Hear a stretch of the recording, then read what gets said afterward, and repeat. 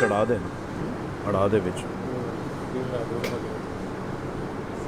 ਪਹਿਲਾਂ ਨਹੀਂ ਵੇਖਦੇ ਤੁਸੀਂ ਪਹਿਲੇ ਉਹ ਲਗਾਇਆ ਸਾਥ ਚੈੱਕ ਕਰਨ ਅੜਾ ਦੋ ਬਸ ਅੜਾ ਦੇ ਨਾ ਚਰਚ ਠੀਕ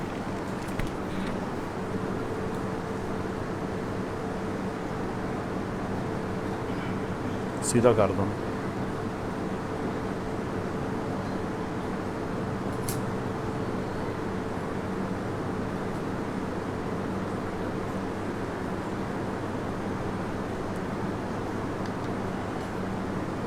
सब सही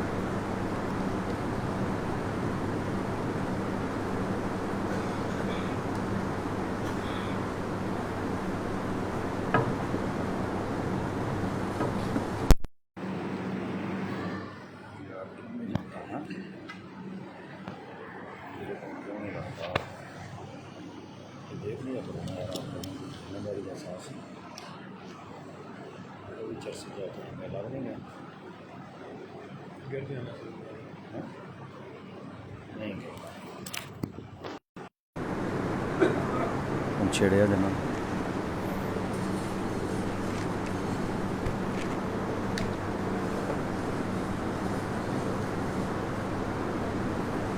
इन्नल हम्दुलिल्लाह नहमदुहु व नस्तईनुहु व नस्तगफिरुह व नऊज़ु बिल्लाहि मिन शुरूरि अनफुसिना वमिन सय्यिआति अअमालिना मन यहदिहिल्लाहु फला मुदिल्ल लहु व मन युद्लिल फला हादिय लहु अशहदु अन ला इलाहा इल्लल्लाहु वहदहु ला शरीका लहु व अशहदु अन्न मुहम्मदन अब्दुहु व रसूलुहु अम्मा बअदु फ़इन्न अस्दक़ल हदीस किताबुल्लाह व खैरल हदी हदी मुहम्मदिन सल्लल्लाहु अलैहि वसल्लम व शर्रल उमूरि मुहदसातुहा व कुल्ल मुहदसतिन बिदअह व कुल्ल बिदअतिन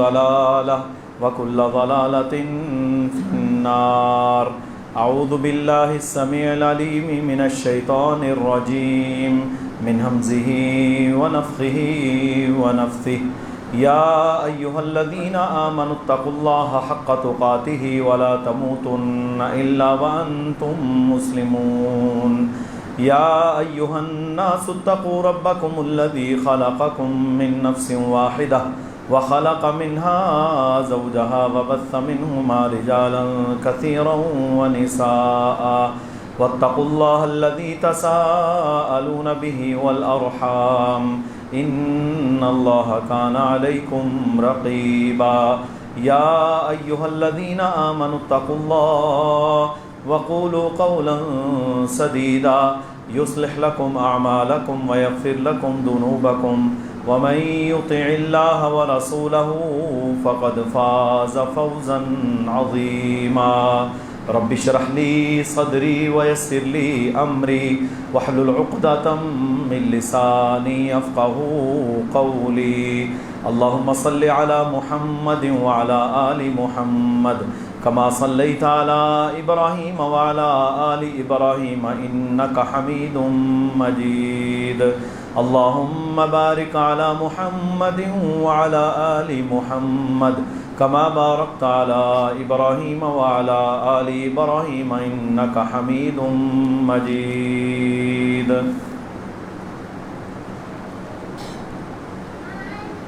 ज़िक़अदा का तकरीबन निस्फ़ महीना गुज़र चुका है और यौम ज़िलहज यानी हज के अय्याम का आगाज़ होने वाला है। ज़िलहज का महीना जितनी फ़जीलत और बरकत वाला है उतनी तैयारी पाकिस्तान और बर्र-ए-सग़ीर के मुसलमान नहीं करते। सही बात यह है कि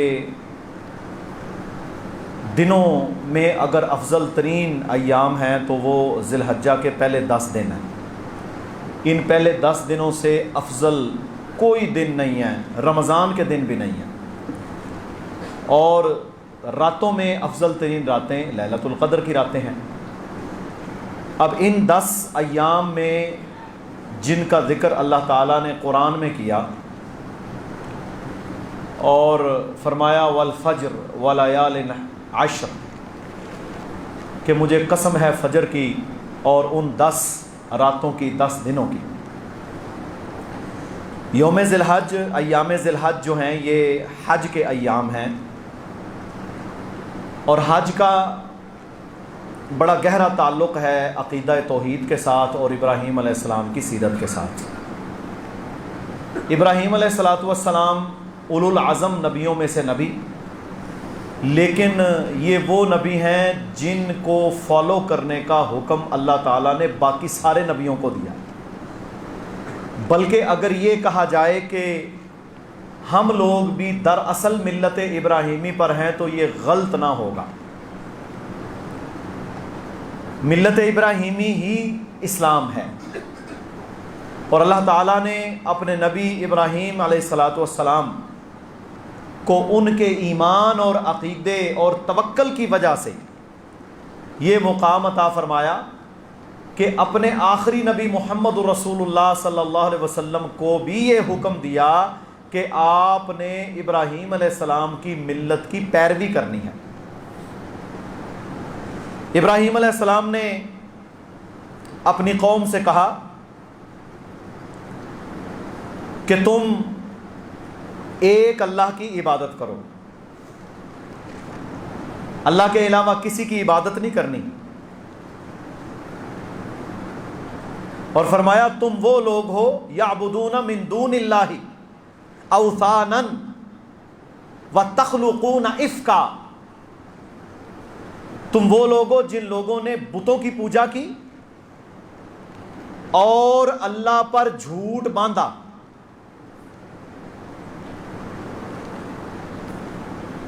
فرمایا جن لوگوں کو تم اللہ کو چھوڑ کر پوجتے ہو، ان الذین تعبدون من دون اللہ، جن کی تم عبادت کرتے ہو نا اللہ کو چھوڑ کر، لا یملکون لکم رزقا، وہ تو تمہارے رزق کے مالک نہیں ہیں۔ فابتغوا عند اللہ الرزق واعبدوا واشکروا لہ الیہ ترجعون، فرمایا تم اللہ سے رزق مانگا کرو، جن کو تم پوجتے ہو وہ بھی رزق اللہ کا ہی کھاتے ہیں، خود رزاق نہیں ہیں۔ یہ دلیلیں ہیں قرآن کی جو ابراہیم علیہ السلام نے لوگوں کو سمجھانے کے لیے بتائیں۔ اور میرے بھائیوں، آج کے دور میں امت مسلمہ کی جو بربادی کا پہلا زینہ ہے وہ آغاز ہی عقیدے سے ہو رہا ہے۔ عقائد میں گندگی، شرک کا ہمارے عقائد میں داخل ہو جانا، کفر اور بدعات کا ہمارے عقائد میں داخل ہو جانا، اللہ کی بارگاہ کو چھوڑ کر یہاں وہاں ٹامک ٹوئیاں مارنا، وہ رب العالمین جو ساری کائنات کا اکیلا خالق ہے اس کی عبادت میں اس کی الوہیت، ربوبیت، دعا مانگنے میں غیروں کو شریک کرنا، یہ ملت ابراہیمی کے پہلے اصول کی مخالفت ہے۔ اور میرے بھائیوں، آج کل کیونکہ پروپیگنڈے کا دور ہے تو لوگ ظاہری چیزوں پر فریفتہ ہو جاتے ہیں، جبکہ ایک اصول ہے، کوئی شخص اگر اللہ کی توحید پر پختہ ایمان اور عقیدہ نہیں رکھتا، اس کا کوئی ظاہری عمل اللہ کے ہاں قابل قبول نہیں ہے، کچھ بھی۔ وہ جتنے دل چاہے نعتیں پڑھتا رہے، ماتم کرتا رہے، جلوس نکالتا رہے، میلاد مناتا رہے، تہجدیں پڑھتا رہے، جب تک اس کا ایمان اور عقیدہ اللہ کی ذات کے ساتھ درست نہیں ہوگا اس کا کوئی عمل اللہ کے ہاں قبول نہیں۔ آپ نے دیکھا ہے لاکھوں کروڑوں مسلمان قربانی کرتے ہیں، کروڑوں مسلمان حج کرتے ہیں، کروڑوں مسلمان عمرے کرتے ہیں، اسلام پھر بھی مغلوب، کیونکہ ان میں 99% سے زائد وہ ہیں قربانیاں کرنے والے، حج کرنے والے، جو ایمان، عقیدہ، توکل کے مطابق ان کا عقیدہ ہی نہیں ہے۔ وہ اللہ کی ذات کے بارے میں، وہ تصورات ہی نہیں رکھتے جو ہونے چاہیے، جو قرآن کہتا ہے، بلکہ ان کے تصورات عجیب و غریب قسم کے ہیں۔ اب دیکھیں نا، جو بندہ اللہ رب العالمین کی ذات کو چھوڑ کر مخلوق میں وہ صفتیں تلاش کریں جو خالق کی ہیں، اس کی عبادت اور کلمے کا کیا مطلب ہے؟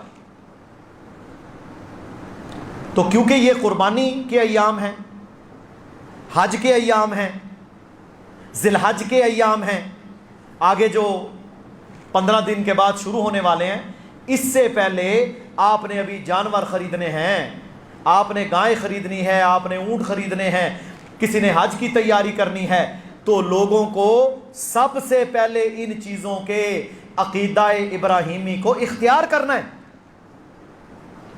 تب جا کر تیری قربانی، تیرا حج، تیری نماز اللہ کے ہاں قابل قبول ہوگی۔ ورنہ سوکھا ساکھا تو اگر اٹھ کر چلا جائے تو ساری دنیا کے جانور ذبح کر دے، اللہ کے ہاں تو ان کی کوئی قیمت اور مول نہیں ہے، جب تک تو پورے ایمان، توکل، یقین، اللہ کو وحدہ لا شریک سمجھتے ہوئے، اس کی ذات، صفات، الوہیت، ربوبیت میں کسی غیر کو شریک نہ سمجھتے ہوئے کرے، تب جا کر تیرا وہ عمل قبول ہوگا۔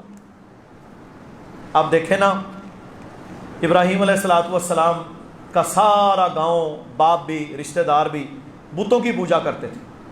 اچھا، وہ بت جو تھے نا، وہ کوئی پتھر نہیں تھے، یا وہ کوئی لکڑی کی پوجا نہیں کرتے تھے۔ ہمارے ہاں یہ بھی ایک بڑی غلط فہمی ہے کہ لوگ سمجھتے ہیں یہ جی بت پرستی، صنم پرستی، اوثان پرستی۔ اچھا بھائی، بت یا صنم یا وثن، جو مختلف نام ہیں ان کے، کیا وہ لکڑی کی پوجا کر رہے ہیں؟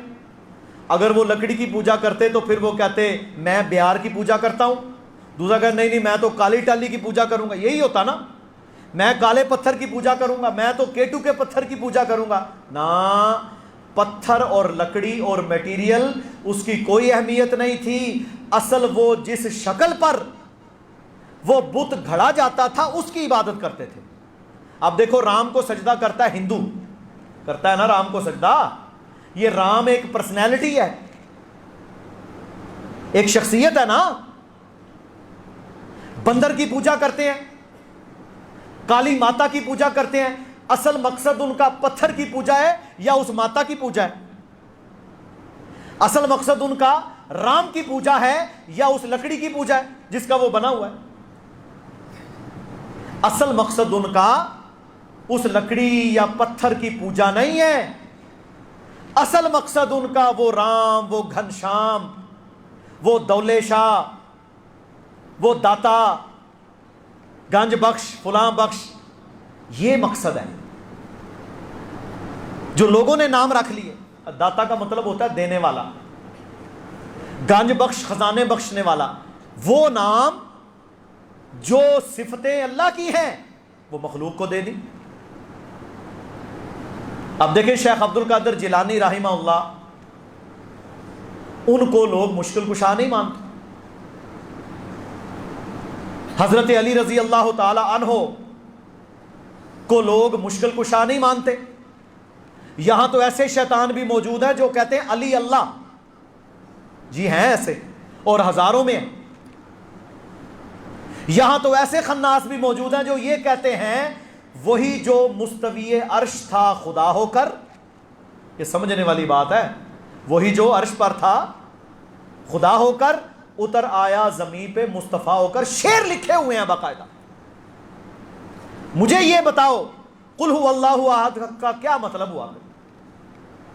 اللہ کہتا ہے قل هو اللہ احد، آپ کہہ دیں کہ اللہ اکیلا ہے، اللہ الصمد، وہ بے نیاز ہے،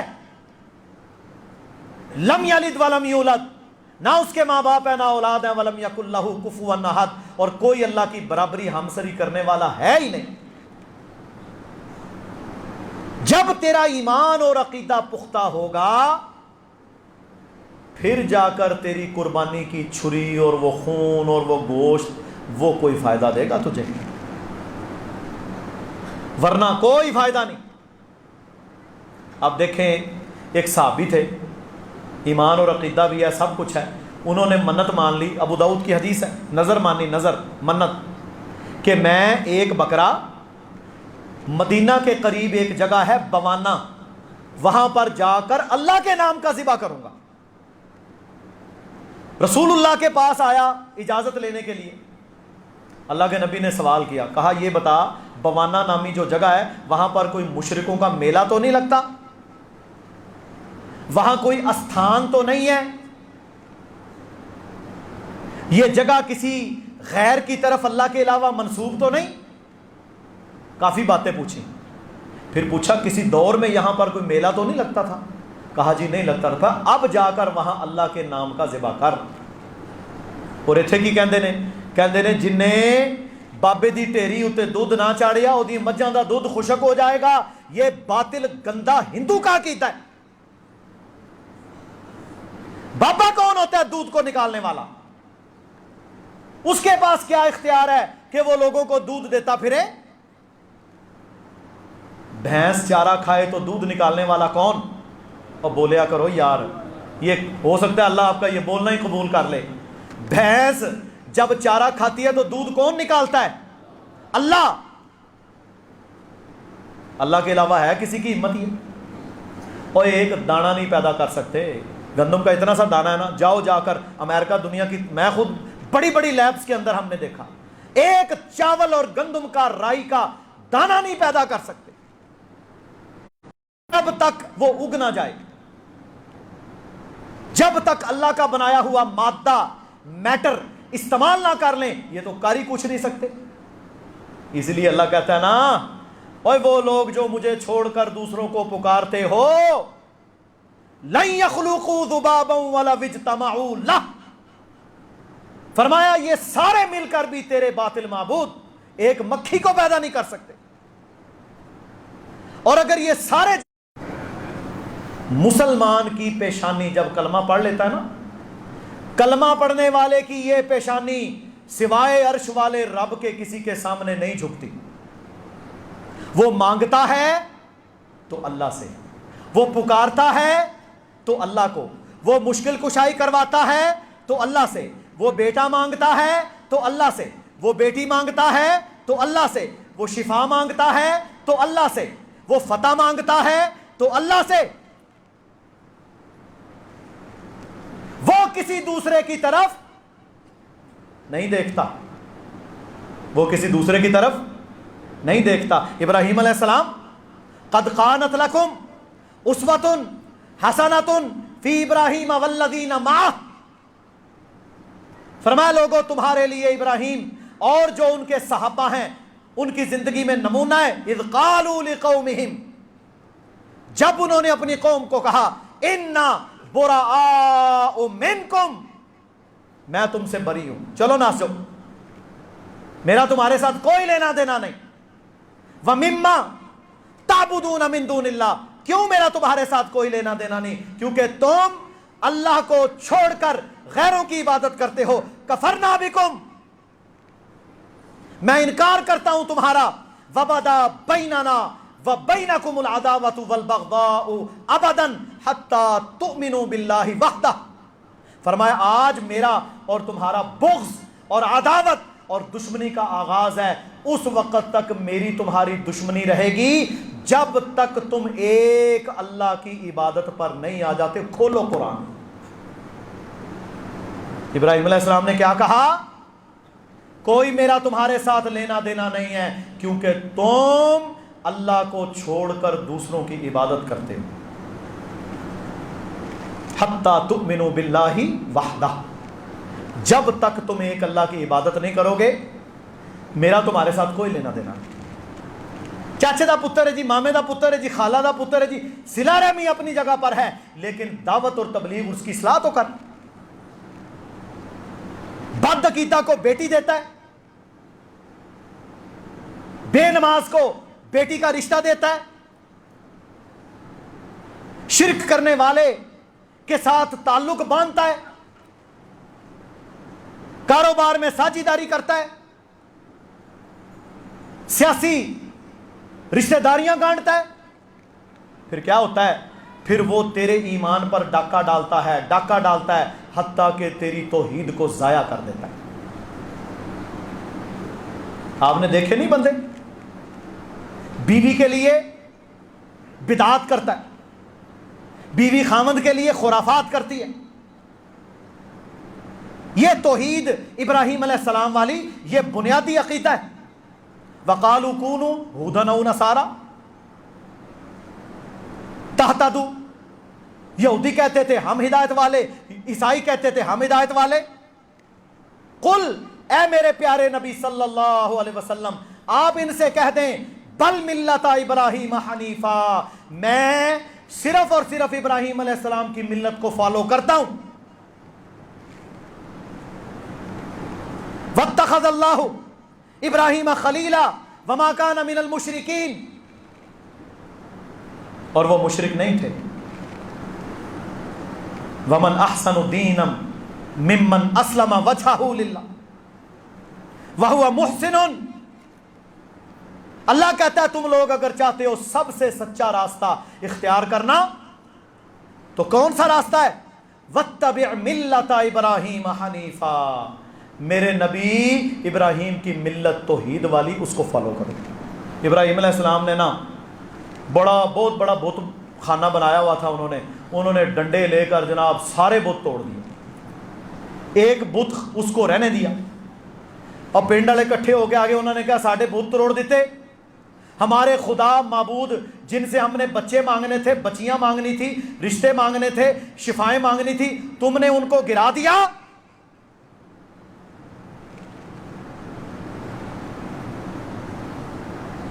ابراہیم علیہ السلام نے پتہ کیا کہا؟ فرمایا یہ جو بڑا بت ہے نا اس سے پوچھ لو، یہ تمہیں بتائے گا کس نے گرائے ہیں. وہ کہتے ہیں یہ کیسے بتا سکتا ہے، اسے کیا پتا ہے کس نے گرائے ہیں. اصل میں وہ یہ بتانا چاہتے تھے کہ جو اپنے آپ کو تو بچا نہ سکے، جس نے اس کے سارے بتوں کو توڑا ان کا تو وہ بتا نہ سکے، وہ مشکل کشا اور معبود نہیں ہو سکتا. خالق کون ہے؟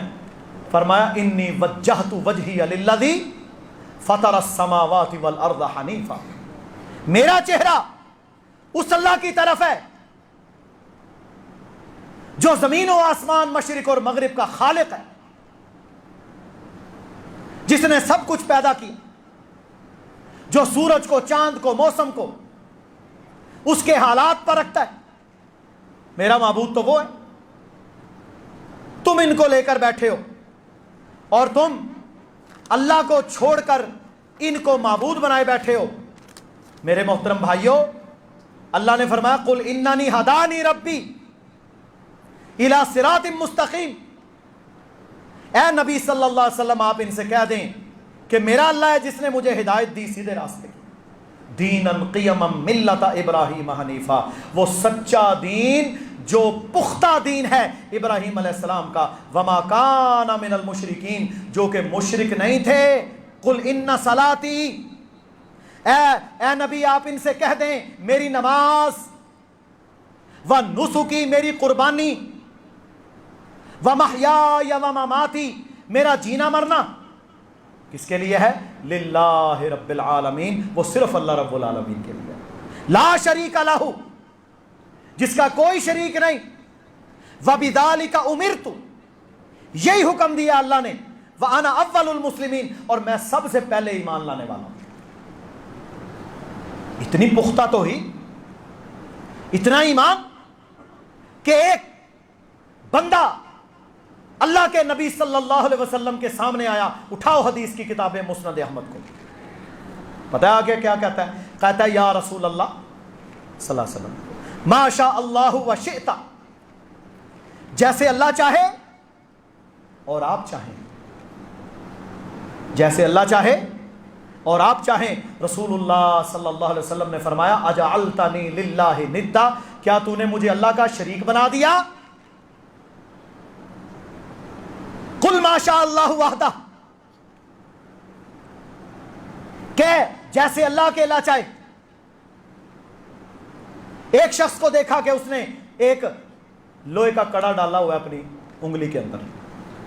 فرمایا یہ کیا ہے؟ کہ جی مجھے ایک بیماری ہو جاتی ہے وہاں نہ. فرمایا اسے اتار دیں.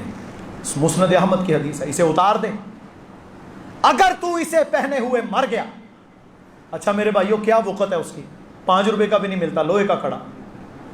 رسول اللہ نے فرمایا اگر تو اسے پہنے ہوئے, مسئلہ لوہے سے نہیں ہے, چاندی سونے سے نہیں ہے, مسئلہ ہے کہ اس کڑے کے ساتھ تو نے یہ عقیدہ وابستہ کیا کہ یہ مجھے بیماری سے بچائے گا. ہوں گل سمجھ آئی؟ یہ مجھے انگلیوں کے چھلکے اترنے سے بچائے گا, یہ گٹ میرا یرقان ٹھیک کر دے گا, یہ تعویذ مجھے ڈر سے بچائے گا, جنات اور شیاطین سے بچائے گا. یہی ہے نا عقیدہ. کوئی فائدہ نہیں. نہ یہ کام اللہ کے نبی نے کیے, فرمایا اس کڑے کو اتار دے. اگر تو اس حالت میں مر گیا, یہ الفاظ یاد رکھ لو, فرمایا ما افلحت ابدا, کبھی کامیاب نہیں ہوگا, برباد ہو جائے گا.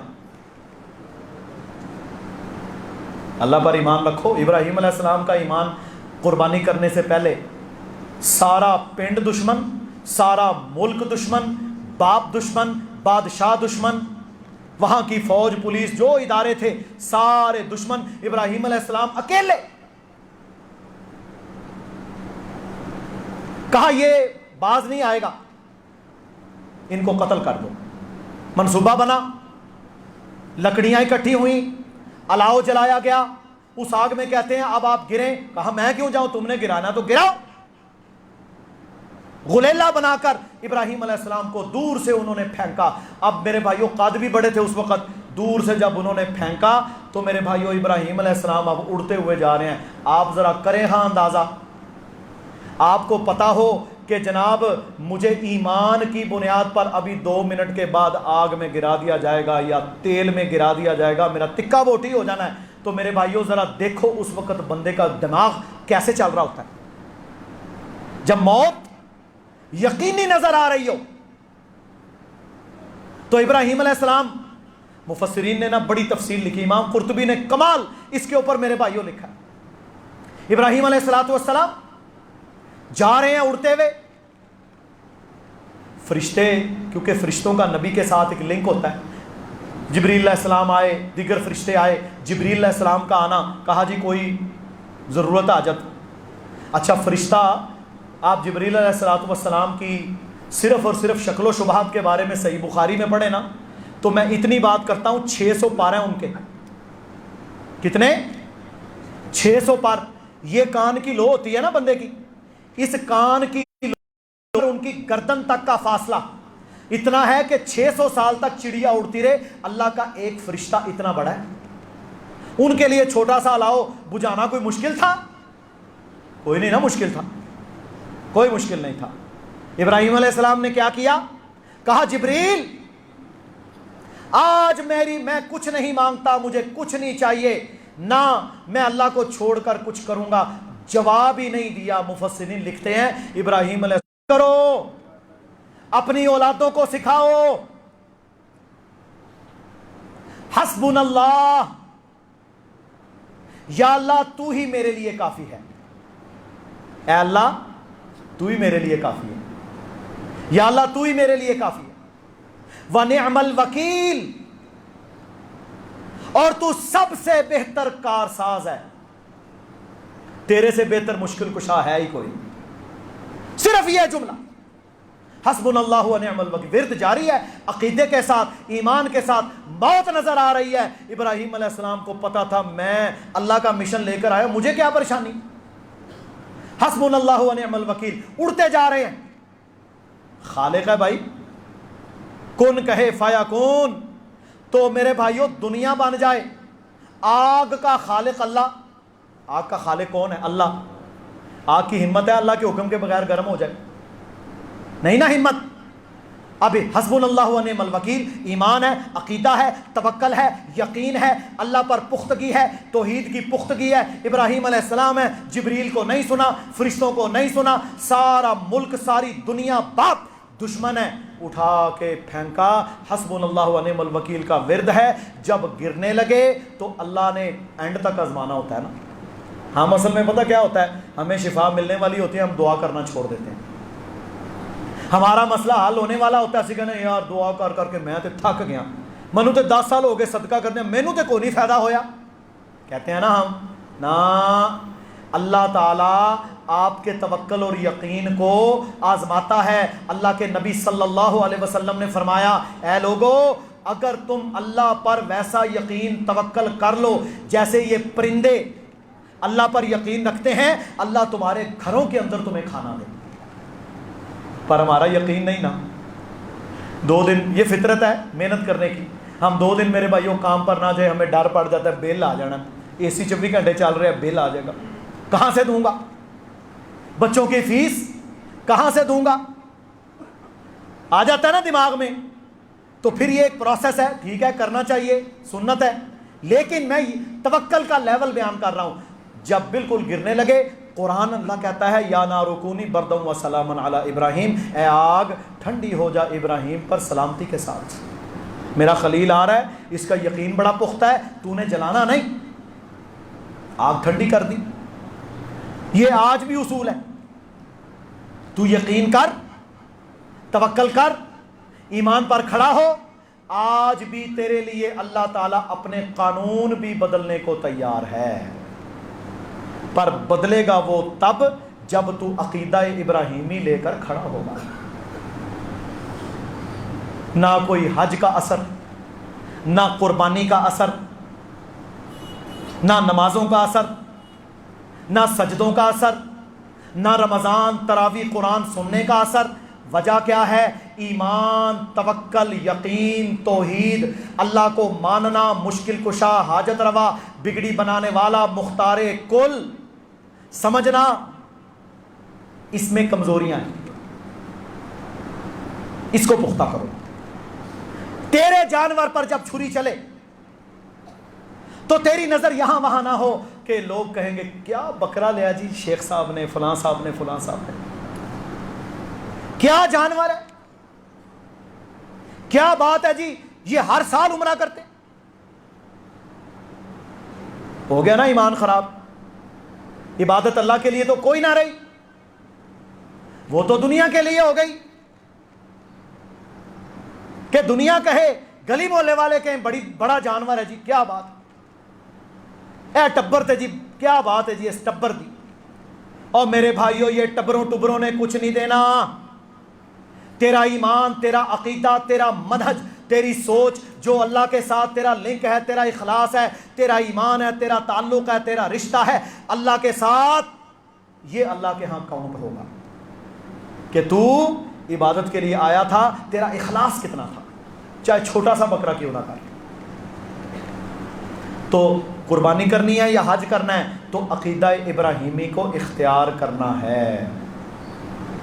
ان ابراہیم کان امہ، اللہ تعالیٰ نے ابراہیم علیہ السلام کو پوری امت قرار دیا. قانتا للہ، فرمایا ایسے تھے کہ بالکل یکسو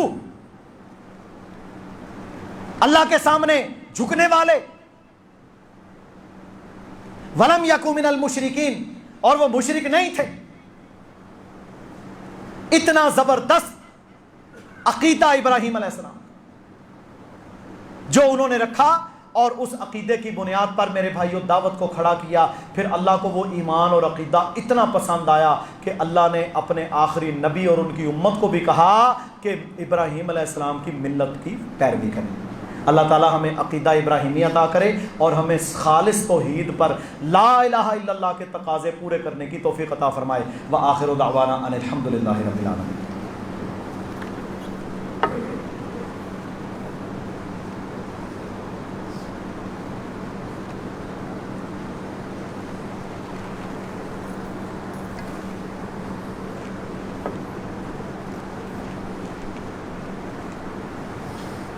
ان الحمد للہ نحمده ونستعینه ونستهدیه ونعوذ باللہ من شرور انفسنا وسیئات اعمالنا من يهده الله فلا مضل له ومن يضلل فلا هادي له. اشهد ان لا اله الا الله وحده لا شريك له واشهد ان محمدا عبده ورسوله صلوات الله وسلام علیہ. اما بعد، ذی الحجہ کے ایام بڑی فضیلت والے ہیں، بڑی برکت والے ہیں. جس طرح رمضان کی تیاری کرتے ہیں اسی طرح ان ایام میں عبادت کی بھی انشاءاللہ تیاری کریں گے. یہ چھوٹے دن نہیں ہیں.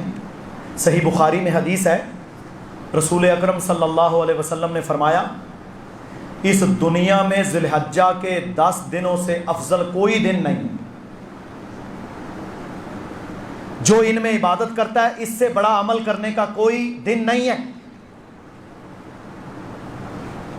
صحابہ نے پوچھا جی جہاد کرنے والے بھی نہیں؟ فرمایا نہیں، ہاں مگر وہ مجاہد جو اپنی جان اور مال اللہ کی راہ میں قربان کر دے اس سے افضل کوئی نہیں، ورنہ ایام ذی الحج میں عبادت کرنے والے سے بڑا عمل کوئی نہیں ہے، دنیا میں نہیں ہے۔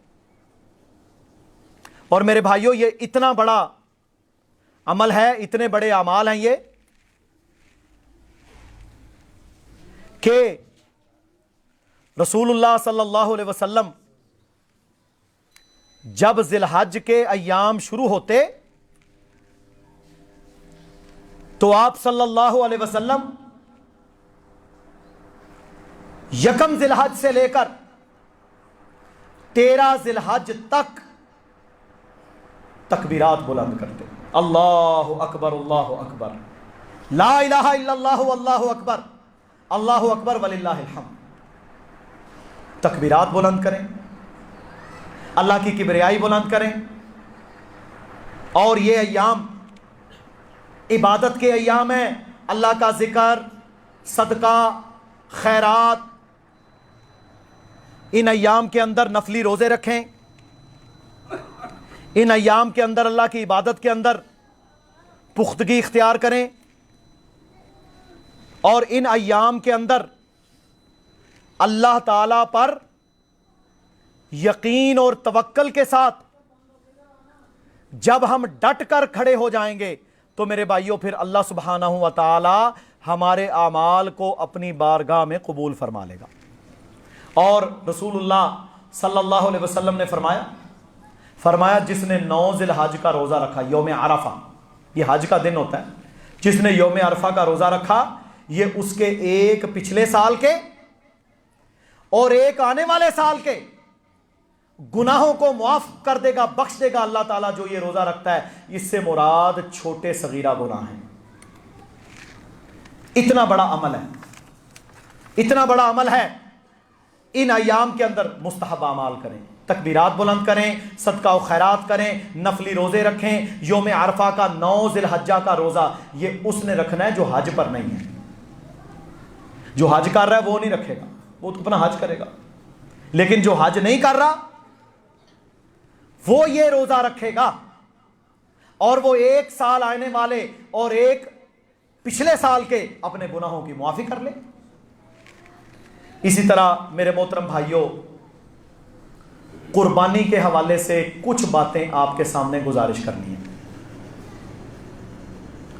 اصل مسئلہ یہ ہے کہ یہ جانوروں کے خریدنے کے ایام ہیں۔ ان ایام کے اندر ہر شخص گائے، بکری، چھترا، اونٹ ان کو خریداری کرتا ہے۔ اس حوالے سے چند موٹی گزارشات آپ سے ان میں رکھ لیں۔ رسول اللہ صلی اللہ علیہ وسلم نے فرمایا صرف 2 دانتا جانور ہی قربانی کیا کرو۔ کون سا؟ دوندہ۔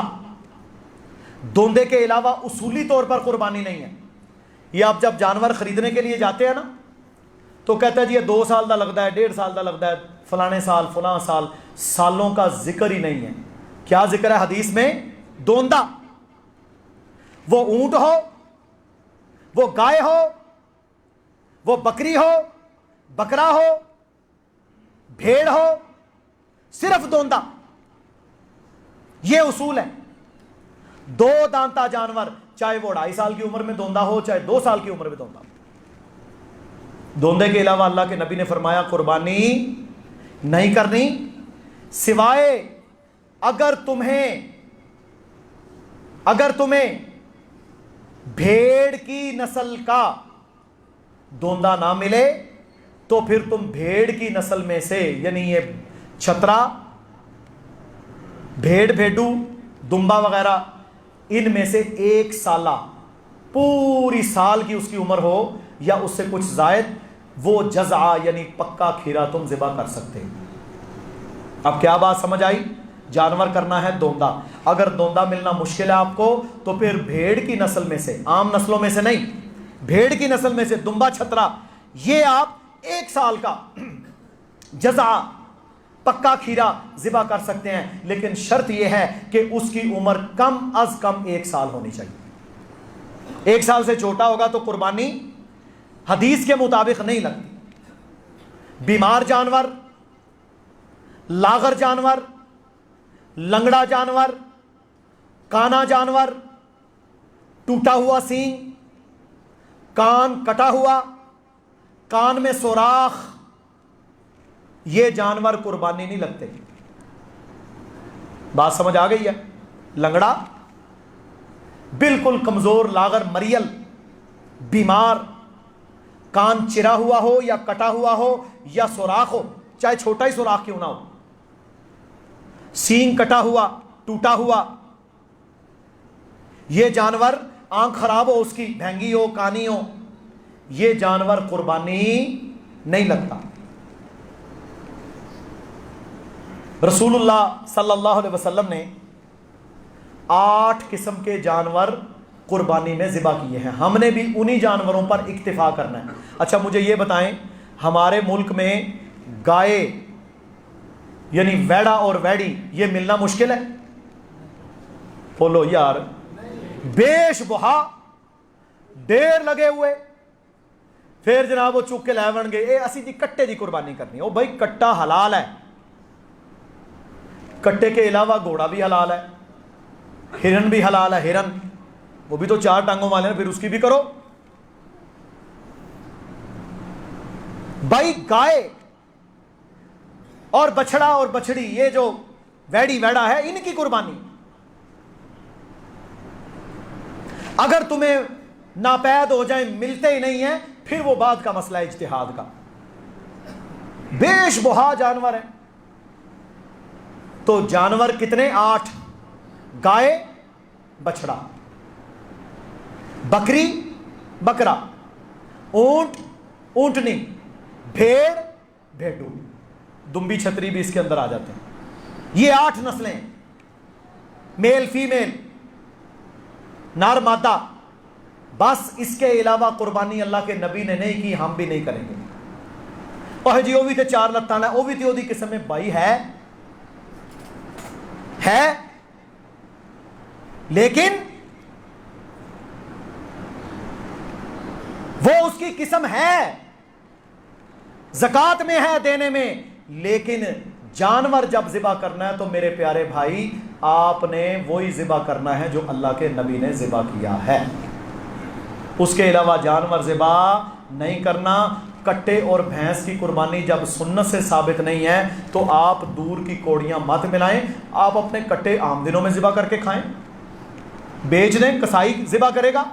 قربانی کے لیے گائے, بچڑا, اس کو اختیار کریں. اس میں بالکل بالکل میرے بھائیوں پریشانی کا یا تذبذب کا شکار نہیں ہونا, سیدھا سیدھا معاملہ چلانا ہے. اور گائے میں 7 حصے, 7 قربانیاں. اونٹ میں 10 قربانیاں. ہاں اونٹ اگر حج پر ذبح کیا جائے تو اس میں بھی 7 حصے ہوں گے, لیکن قربانی کے لیے ذبح کیا جائے حج کے علاوہ جگہوں پر تو پھر اس میں 10 لوگ شامل ہو سکتے ہیں, اور وہ بھی دوندا ہونا چاہیے. کیا ہونا چاہیے؟ دوندا ہونا چاہیے. ٹھیک ہے جی, بات سمجھ آ گئی ہے؟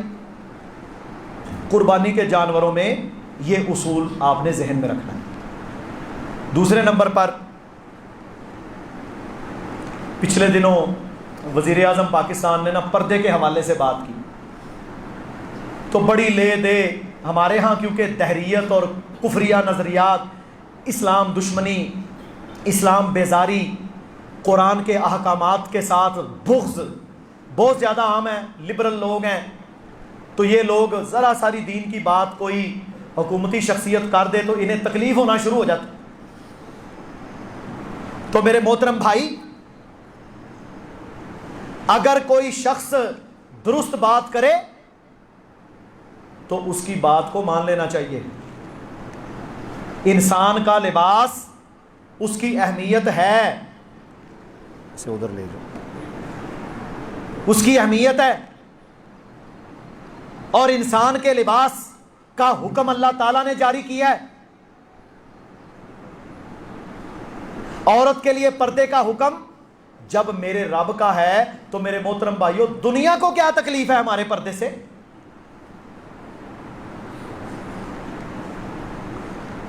اور یہ لبرلز، دین بیزار طبقہ، یہ خود بھی گمراہ اور لوگوں کو بھی گمراہ کرنے کی کوشش کرتے ہیں. اس لیے یہ بات بالکل درست ہے، پردہ اللہ کا حکم ہے. مومنہ عورت جب پردہ، برقع، چادر لے کر بازاروں میں نکلے گی یا جائے گی یا باہر نکلے گی تو انشاءاللہ یہ اس کے لیے بھی حفاظت ہے اور دوسروں کے لیے بھی حفاظت ہے. یہ بالکل درست بات ہے. اور جب ننگ دھڑنگ، نیم برہنہ عورتیں بازاروں میں گلیوں میں گھومیں گی تو یہ شر اور فتنے کو دعوت دینا ہے. اسی طرح میرے محترم بھائیوں، افغانستان سے امریکی فوج کے انخلاء کے بعد، یہ بیسیکلی انخلاء نہیں ہے، آپ نا تھوڑے اصطلاحات درست کر لیں. یہ انخلاء نہیں ہے، پوری دنیا وہاں سے شکست کھا کر بھاگ رہی ہے. کیا کر رہے ہیں؟ شکست کھا کر بھاگ رہے ہیں. جس چیز کو وہ اپنے تئیں ختم کرنے کے لیے آئے تھے وہ ختم کر سکے. افغانستان میں سے اسلام ختم ہوا. آج بھی ان کے جو ٹوٹی فوج جو سکھائی ہے نا انہوں نے 20 سال میں، وہ جا جا کے طالبان کے سامنے ہتھیار پھینک رہے ہیں. ہمت ہی نہیں ہے. آج اللہ تعالیٰ نے یہ ثابت کر کے دکھا دیا کہ کم من فئۃ قلیلۃ غلبت فئۃ کثیرۃ باذن اللہ. اللہ کہتا ہے چھوٹی چھوٹی ٹکڑیاں بھی ہوں گی، کمزور بھی ہوں گی، میں انہیں بڑے بڑے لوگوں کے سامنے غالب کر کے دکھانے پر قدرت رکھتا ہوں. اللہ نے رکھا ہے، قدرت رکھی ہے کہ نہیں؟ اللہ نے غالب کیا ہے کہ نہیں؟ اب بھاگ رہے ہیں. پاکستان سے کہتے ہیں اب اڈے، تو پاکستان کہتا ہے چلو نسو، کوئی اڈا شڈا نہیں، بھاگو یہاں سے. بھائی تو 20,000 کلومیٹر دور لینے کیا آیا ہے؟ تو دنیا کا ماما ہے؟ جا جا کے اپنا ملک سنبھال، جہاں 99% تیری قوم کو پتہ ہی نہیں کہ اس کے باپ کا کیا نام ہے. زنا بدکاری کی پیداواریں، گندے لوگ،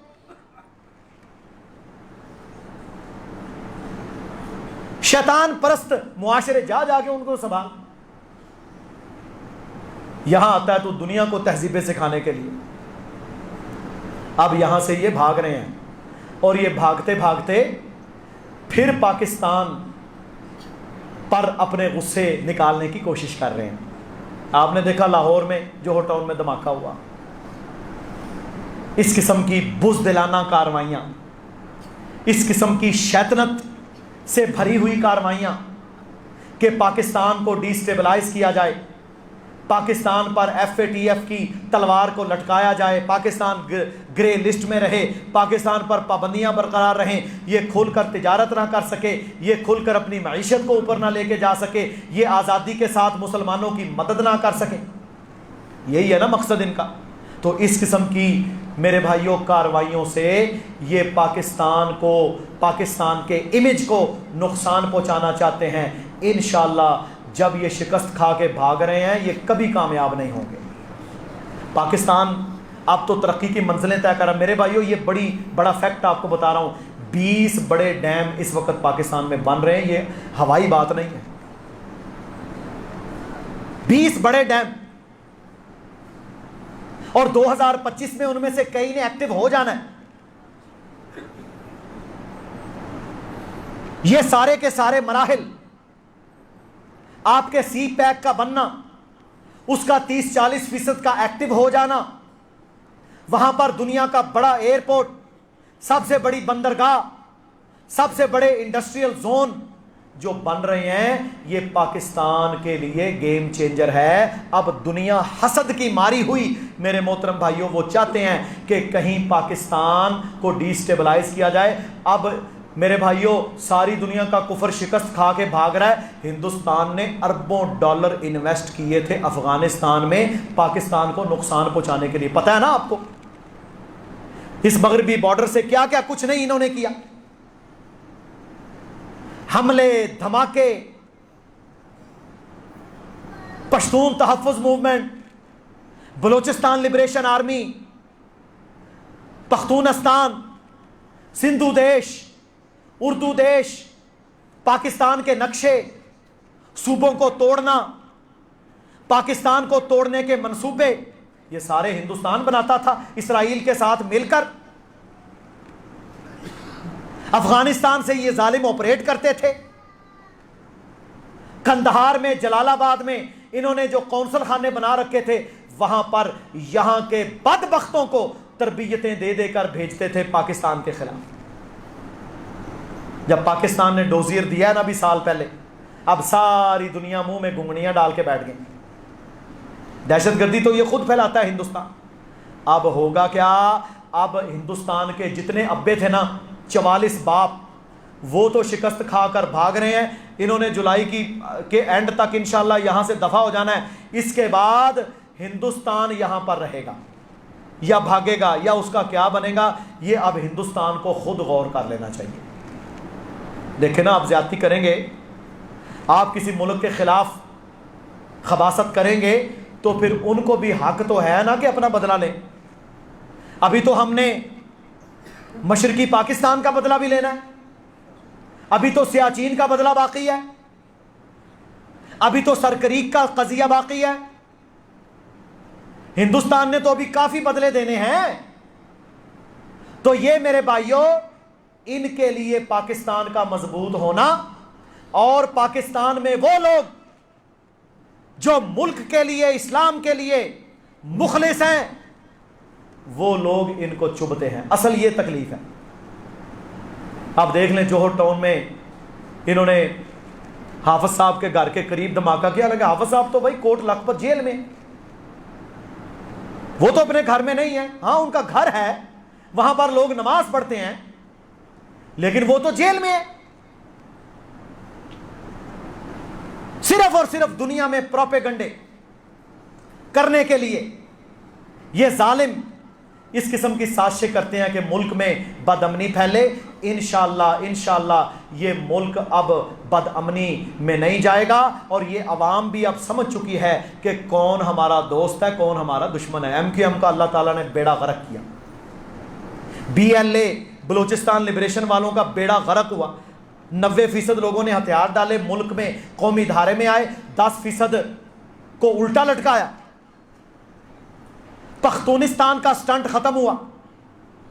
اور سندھ کی جو قوم پرست جماعتیں ہیں جنہوں نے پچھلے دنوں بیریا ٹاؤن میں آگ لگائی, ان کو بھی الٹا لٹکا رہے. یہ سارے کے سارے شیطانی ہرکارے بنیادی طور پر وہ لوگ ہیں جو 1947 14 اگست کو لا الہ الا اللہ محمد رسول اللہ والا نظریہ پاکستان نہیں مانتے تھے. اور یہ اس وقت بھی دہریے تھے, کفر پرست تھے, نسل پرست تھے. یہ نظریہ پاکستان کے دشمن ہیں. جو نظریہ پاکستان کو ماننے والا ہے, وہ گورا ہو, وہ کالا ہو, وہ پشتون بلوچ ہو, وہ کوئی بھی ہو, وہ لا الہ الا اللہ کی بنیاد پر ایک ہے. وہ کبھی اپنے ملک کا ایک تنکا بھی ضائع نہیں کرے گا. نظریہ پاکستان کا جو دشمن ہوگا وہ پاکستان کے خلاف سازشوں میں آتا ہے. اللہ رب العزت ہم سب کو ان دشمنوں کے شر سے محفوظ فرمائے, اور اللہ تعالیٰ امت مسلمہ کو, ہم سب کو اپنے ملک کی حفاظت کرنے کی توفیق عطا فرمائے. ہمیں اپنی فوج کے ساتھ, اپنے اداروں کے ساتھ کھڑا ہونے کی توفیق عطا فرمائے. ہم نے اپنے ملک میں لڑائی جھگڑے, فتنے, لسانیت, عصبیت, ان سے بچنے کی توفیق دے, اور ہم یکسو ہو کر نظریہ پاکستان پر ڈٹ کر کھڑے رہیں, اور انشاءاللہ یہ ترقی کا, یہ غلبے کا سفر جاری رہے گا، جو ہمیں مٹانے کے لیے آئے گا اللہ اسے دنیا سے نیست و نابود کر دے گا۔ سبحان ربک رب العزت عما یصفون وسلام علی المرسلین والحمد للہ رب العالمین۔